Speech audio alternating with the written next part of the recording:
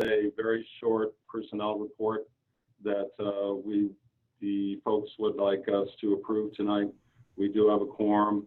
There are just a few folks that we're continuing to add over time here to meet the needs of, well, our hybrid learning model. And so we'd like to go ahead and do that. But I am going to call this meeting to order at 6:17, and I think we have Tricia and everyone here.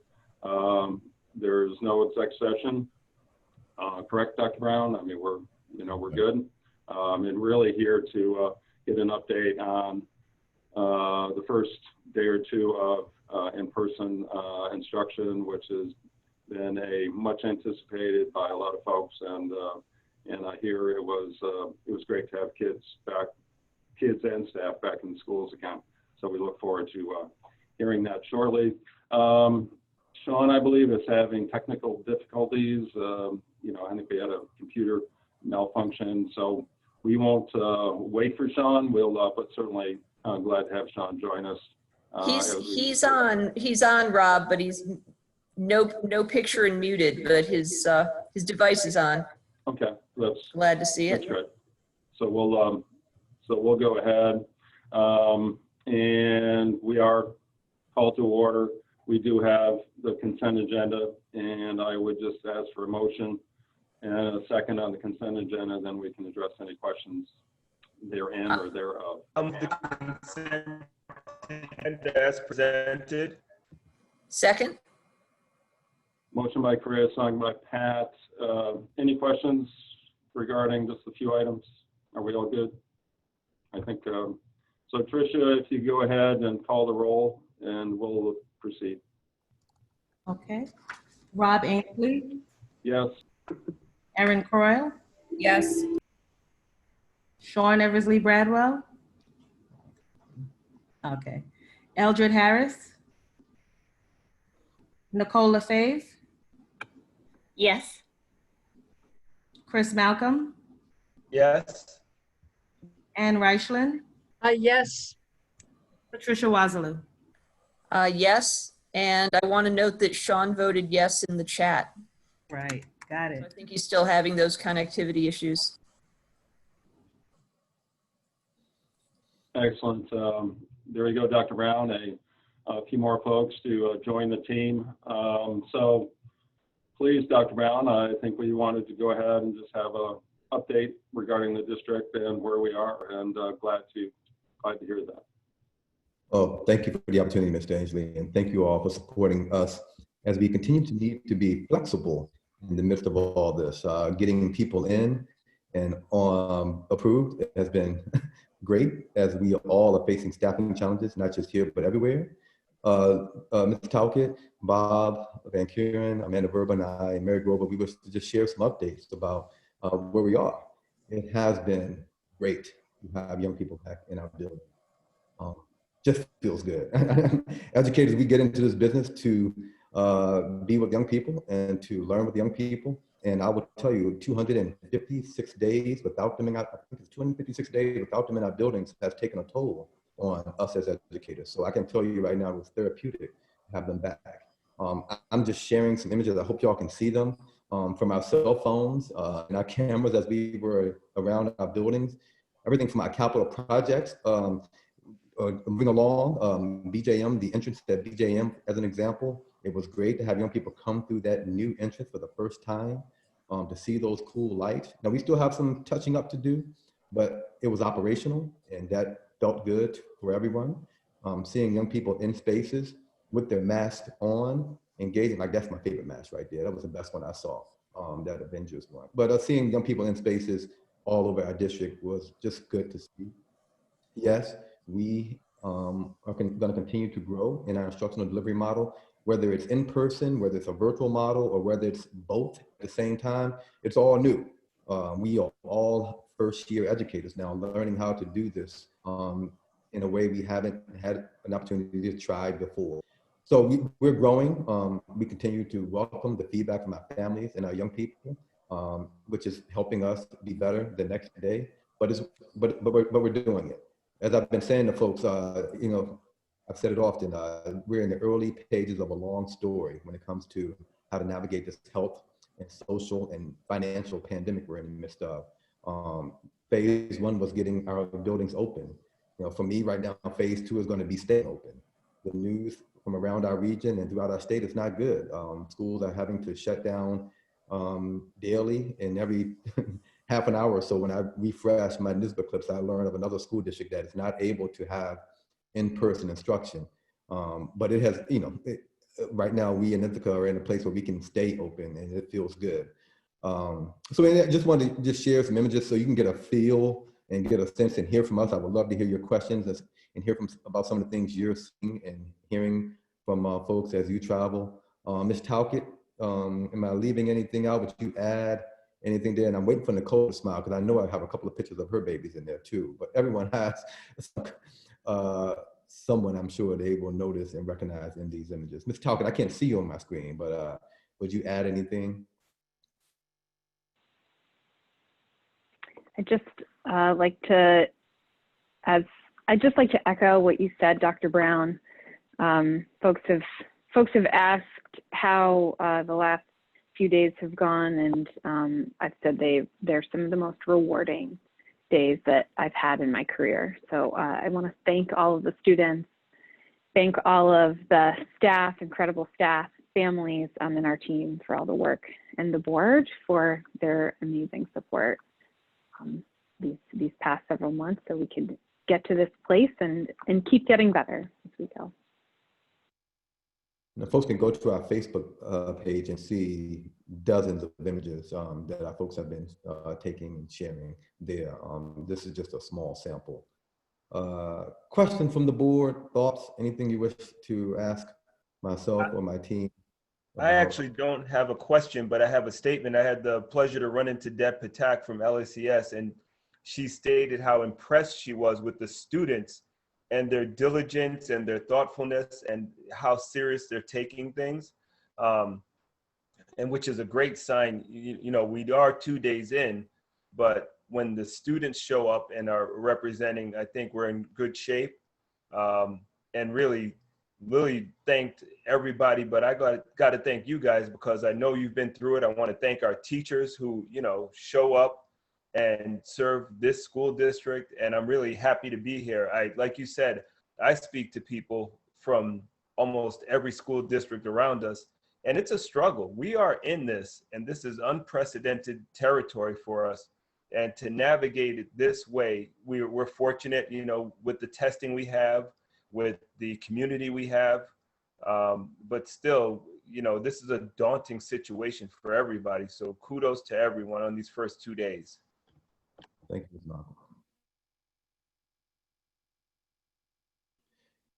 Well, you're going to see some innovative approaches to seating, which has been a pleasant surprise for me to see how we're spacing out our spaces. You know, one of the things we warned about in our reopening conversations, but we didn't want to use the CDC guidelines to create institutional-like spaces or, you know, jails or prisons. We wanted to be creative in their approaches to designing our learning spaces, and I'm seeing that, elements of that, even when young people are 6 feet apart and wearing masks. I'm seeing some creativity. You're seeing the outdoor spaces.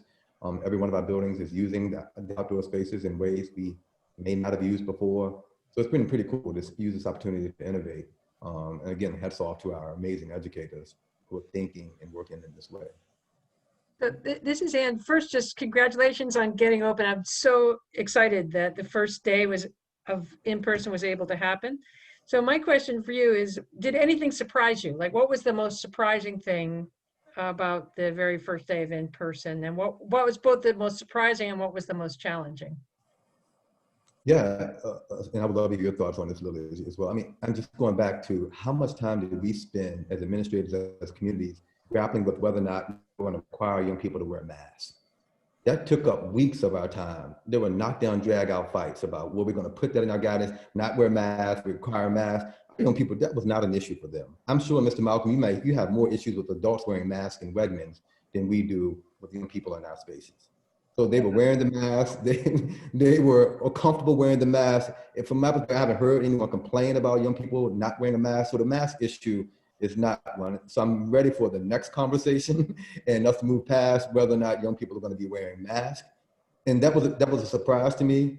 Another surprise, I finally got a chance to talk about instruction. I must say it's been about 200 days since I was immersed in real instructional conversations as an instructional leader. It's been about filters and spaces and everything but real good instruction, which I've been able to engage and dialogue with educators for the last decade here. So we got back to that the last couple of days. And I must say, when it happened, I felt shocked. I was in the middle of an instructional conversation and I was uncomfortable for a second. And it felt good. So for me, those two things surprised me, and I'm looking forward to some more surprises as we go through the rest of this week. Really, anything surprised?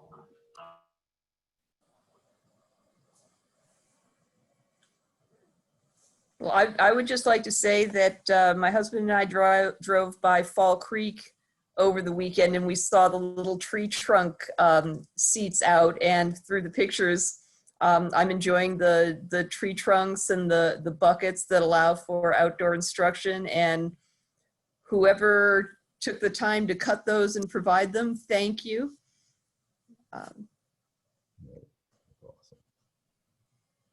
I can't say enough about how much amazing work teachers, staff, I mean, everyone is doing. And I get to see, you know, I hear a lot about the in-person, but, you know, the innovation I'm seeing from special education staff and from the teachers and the ESPs to completely change their job to support children online while also juggling. I mean, the specials teachers, I can't even fathom how hard it is, because I'm hearing multiple classes every day in my own home, and kudos to them.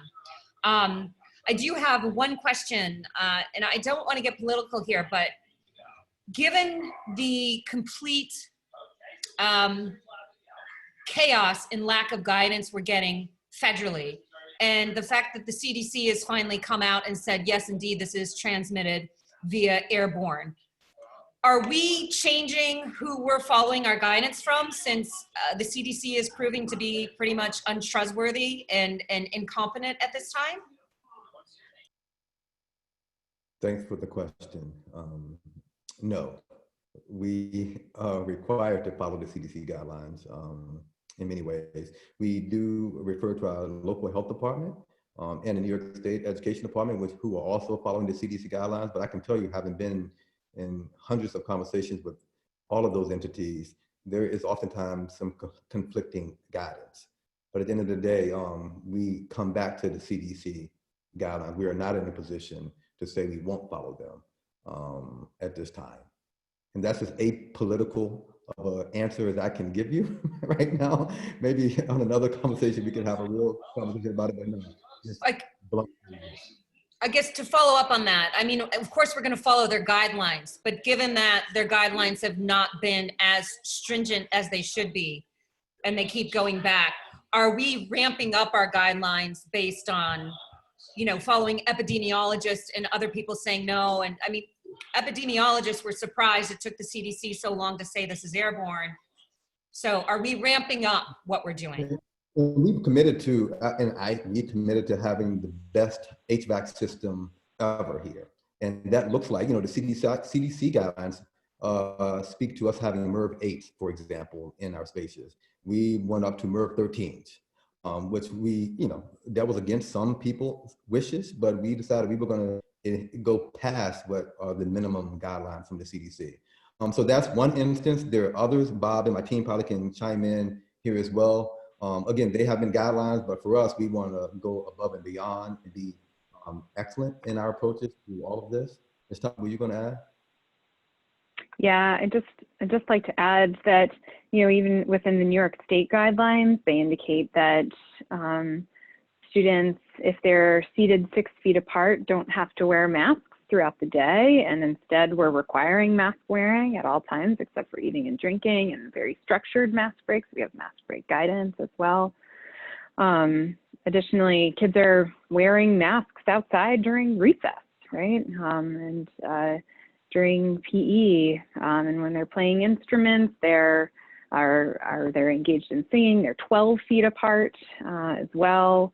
We've instituted a number of precautions that frankly go far beyond what has been indicated in the guidance.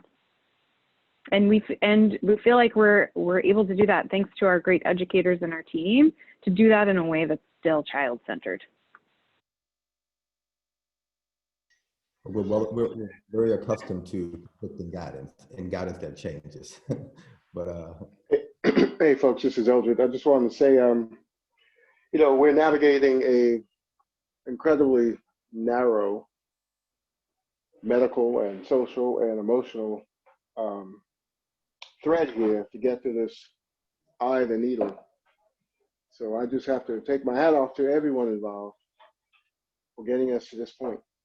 We're doing it. We are educating kids in person. We're not out of the woods yet, but you know, I'm praying that this goes well so we can figure out how to get more of our babies back in the building. I would just say, sort of to echo Erin's point, don't want to throw the baby out with the bathwater.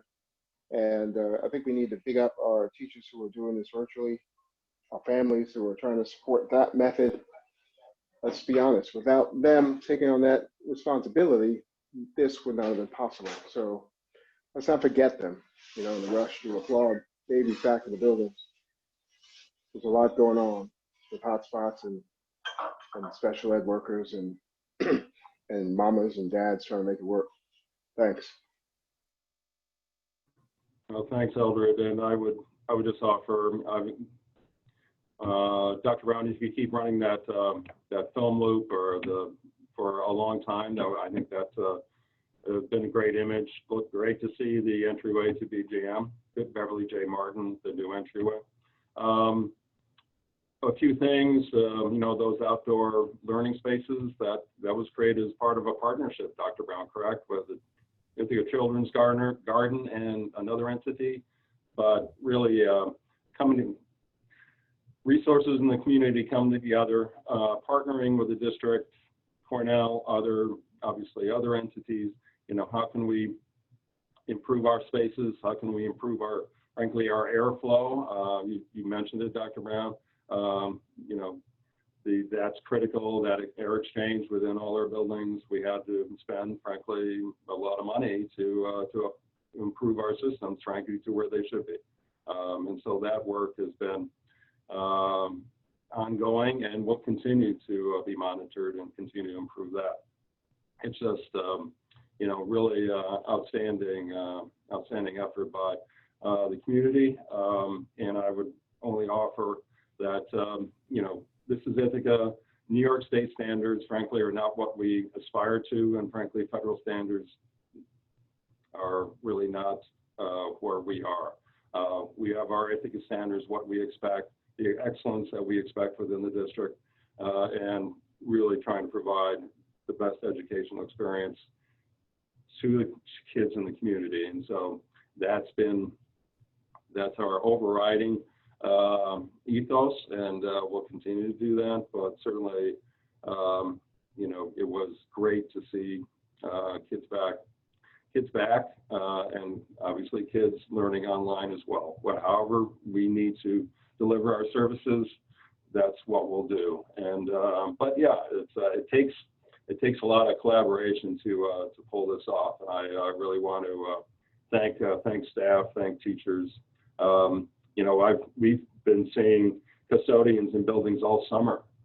They've been working very hard to get these buildings ready, including, you know, building projects that are going on. So it's really been a tremendous team effort.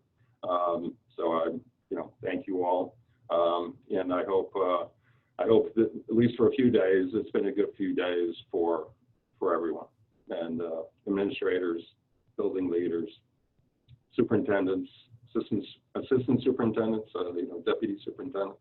Hopefully that's it's been at least a few good days here, and so we can continue that. Folks, I don't know if you can hear me. I'm trying to work through these pretty significant technical issues and a computer crash / destruction. So I'm greatly appreciative of being in person, and have the privilege of spending a couple days at Enfield and just inspired by the smoothness of the drop off, the delivery, of our family coming home and just being excited about the school day. And so I'm hoping that's replicated throughout all of our buildings, and that's fantastic. I'm also looking forward to us having a conversation as while we are rightfully celebrating being in school buildings and teachers and teacher aides and folks being just excited to see young folks back in our buildings. We're also going to have some additional conversation about the change in our virtual learning as well. So I'm hoping that on Tuesday next week that we can spend some time just in terms of how we're progressing with our educational programming. So for today, thank you to everyone who's been involved and looking forward to how we can continue providing the highest quality education that we can. I just want to reiterate something that Rob said, because I think we even as a board and the community take for granted sometimes how much the community is invested in what Dr. Brown and the staff are doing. To have Cornell step up and offer us to be integrated into their group testing it's the first I've heard of that in the entire country. When Caitlin and Mary were running a conversation about building outdoor spaces, we had our foundation step up. We had people who owned hundreds of acres of land saying, tell me what you need. It was pretty incredible. Pretty incredible. Just, we probably don't see it running in the background, but there's a tremendous level of respect and care for what we are trying to accomplish here. So shout out to all of our loud and silent partners in the background who got our back.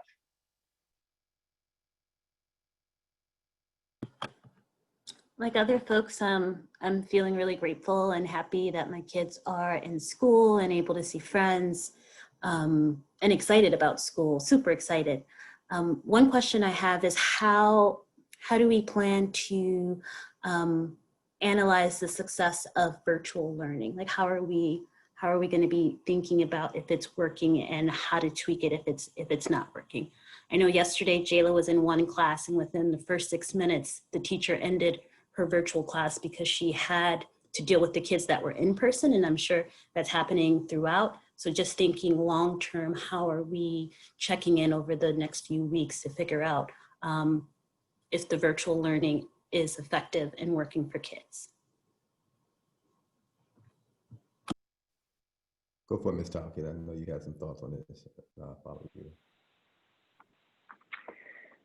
Sure, there's a few ways, that we're of course really trying to stay connected with students. We talked earlier at policy about attendance and being really flexible about how that engagement is working, right? So our educators are tracking that engagement and the connections that they're making with kids.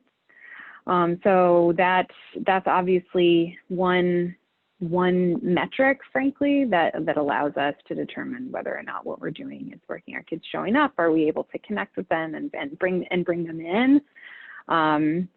And what's great about this year is we're able to track that much more quickly. So even at the elementary level, we have a clear system, right? We're using our student management system in order to make that happen. And then at secondary, we're using that as well. And also Canvas allows us to track that quickly. So obviously that's one metric, but then also, we have folks in terms of challenges. What's the biggest challenge of this week? It's, I would say one of the largest challenges is that, our teachers are trying to simultaneously at the secondary level teach our students who are in person and our students who are virtual at the same time, right? So we know we have to track that really carefully. And we also know that our educators are taking huge risks and experimenting in the midst of all of this and trying to do that well. So of course we want to give them some time in order to work that through. But we also know we need to both formally and informally check in with kids to see how that's going, with families, with teachers, to do that. So obviously we have assessments that can help us with that. So if we're looking at student learning and tracking that across both types of cohorts, But then there's also just qualitative data to give us a better window into what's happening and what's going well and what's not going well. I would add, I've been on 2 calls a day. One was a statewide one and one was a national one, both with hundreds of superintendents and assistant superintendents.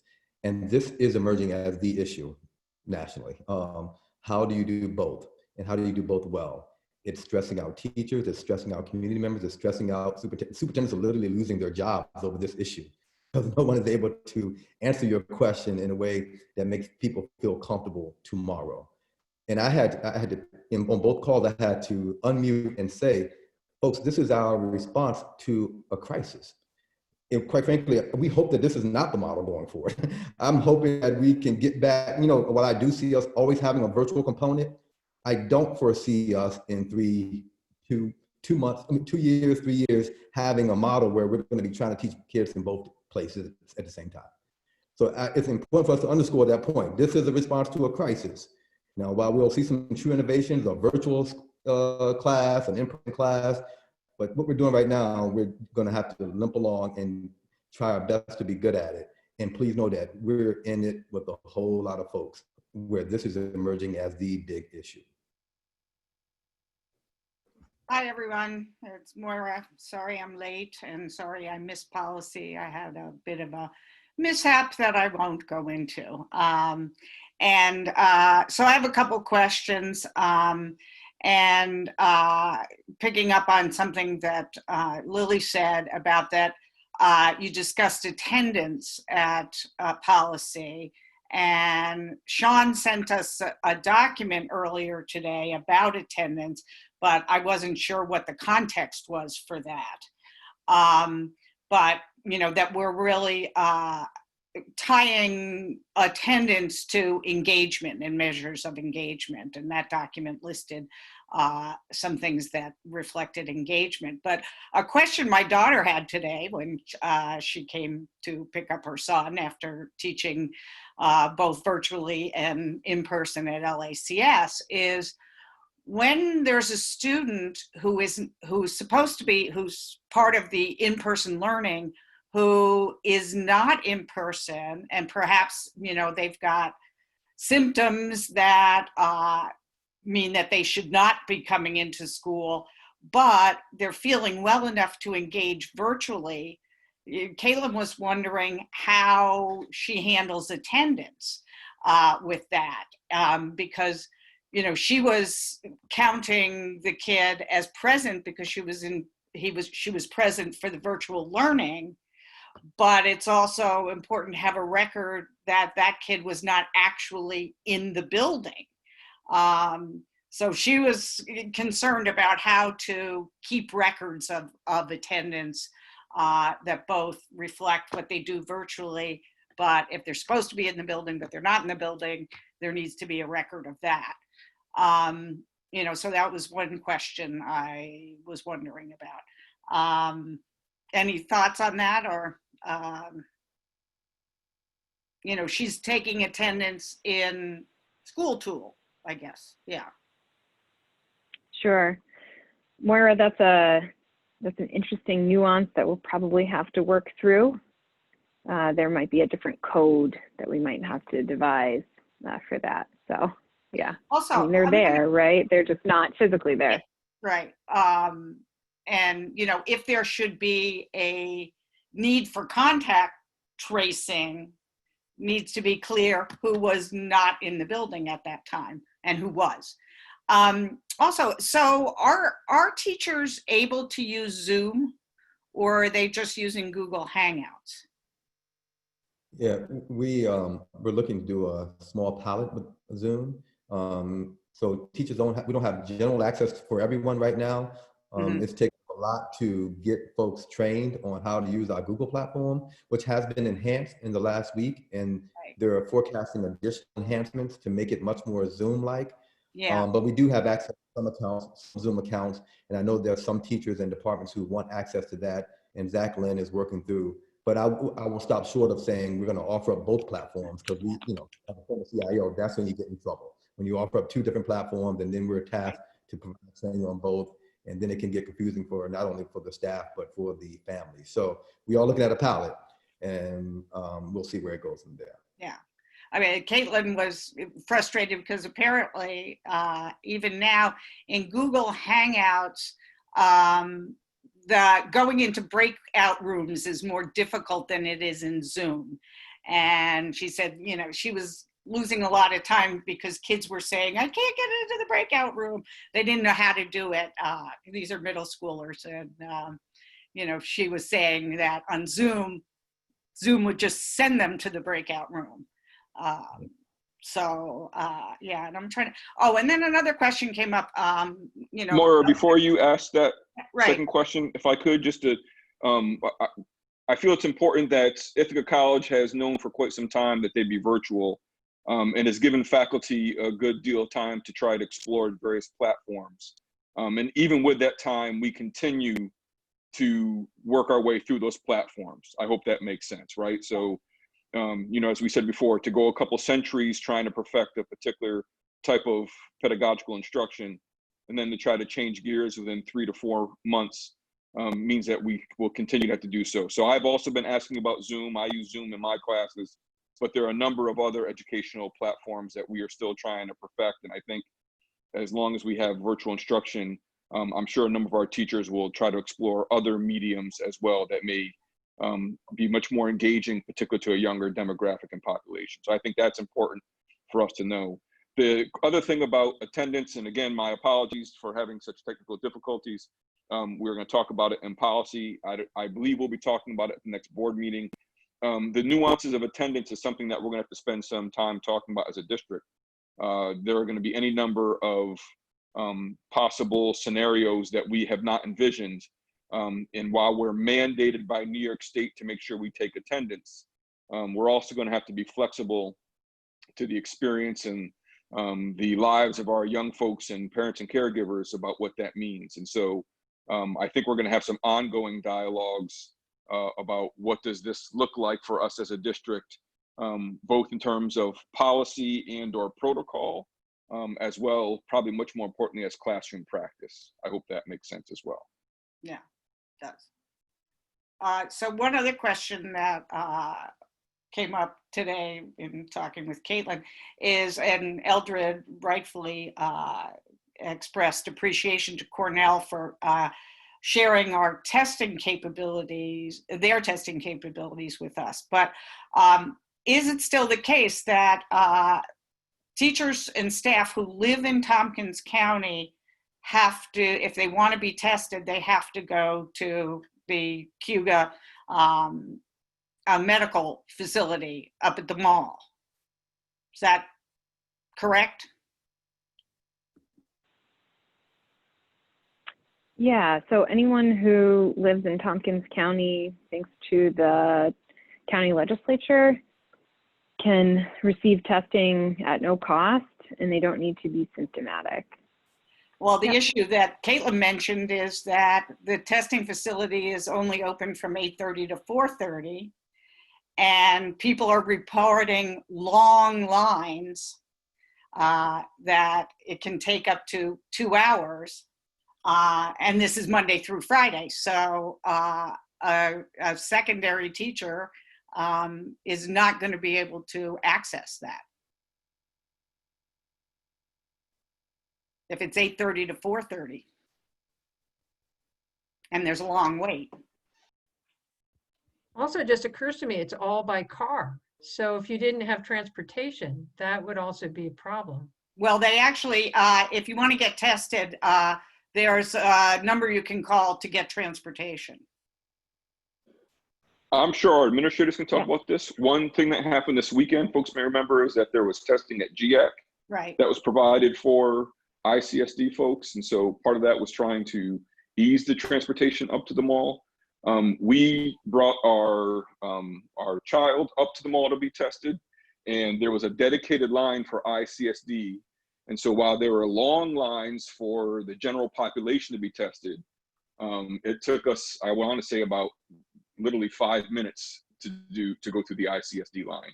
I don't know if that's going to continue, but that was our experience, that it was not actually a long line, given the partnership between Cornell and ICSD. Dr. Brown and Lily, I'm sure there's other, you know far more than me. I'm just giving our experience. Yeah, we did. We were supposed to have an express line of sorts at all locations. This is Eldred again. I Yeah, have a Moira, question. Oh, go ahead, Lily. I was just going to say, Moira, we're happy to look into the situation regarding the long lines at the county. I don't know what we'll be able to do about that, but if you sign up for an appointment for 4:30, and it takes longer than that 4:30, at least there's that 3:30 to 4:30 chunk of time that a secondary teacher could go there. But we're happy to look into that. I was just going to ask, now that we've had a couple of weeks on the ground with virtual, any idea of a number, probably better a number than a percentage given how many students we have, how many kids do we have who still are struggling with hot spots and web access and the scores of us effectively not being schooled? If I'm understanding the question correctly, Mr. Harris. How many of our virtual learners are not connected virtually because they don't have access? I've only heard of one family, and that's because we were having a tough time with the service provider getting them access to that particular location. So hotspot would work there.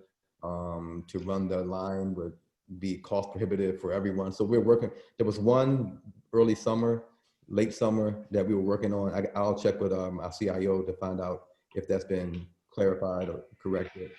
But Yeah, Zach wasn't. I didn't see Zach on the call, so I figured I'd ask you guys. I know about a few. Just have come to me through interactions with their parents and care providers report. So I'll send you guys a list of who I know. But just want to make sure these kids don't lose the enthusiasm just because they can't connect. Yeah, this is an issue that I've been talking about today as well. To be in 2020 and there are places in our community without access to broadband internet service is a shame. That's the real equity and a civil rights issue, frankly. But no, it's not a lack of trying to get them the access. It's just not access in that particular area of our community. And that's a big issue. I think we may need to carry this conversation to the next voting meeting. I think there's still HR after this meeting. Am I correct? That's right. That's right, Chris. And we do have an HR Human Resources work session for that committee starting as soon as we are completed. So we're going to have more information, more data points for the rest of the week, and lots of input to get from lots of folks, and we can talk again on Tuesday, right, Dr. Brown? And we'll have a full agenda, a full voting meeting. We will have public comment certainly at that time, and we're, as always, happy to hear from folks and talk in the interim. So, anything else? Any further updates from the team right now, and we'll go ahead and let HR take over.